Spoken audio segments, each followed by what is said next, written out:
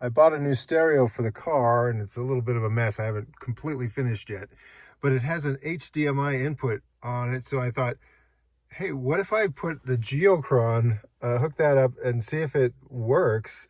And so I used this little Anchor battery pack, and there's my Geochron 4K, and there it is showing up on the car stereo.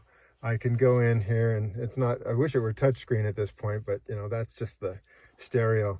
But if I use the Geochron remote here, I can look at some of the other configuration profiles that I've made.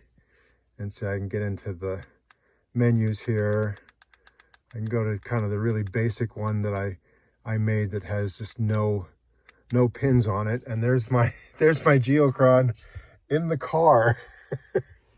So I don't know. I may be the first person to ever try that, but here it is, Toyota Corolla with a Geochron Atlas 4K. It's the Atlas 2B, and I can use it in the car if I want to.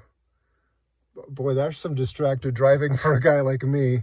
One thing I like about this stereo, just to tell you really quick, it's a Kenwood stereo, and it has a GPS antenna.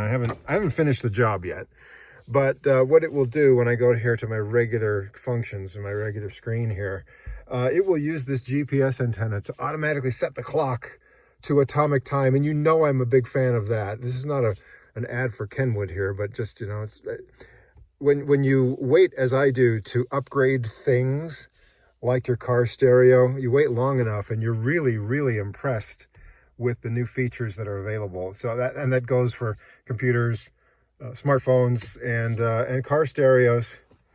And I just want to sit here in the garage all day and look at the Geochron Atlas 4K, the Atlas 2B, on my car stereo. Isn't that cool?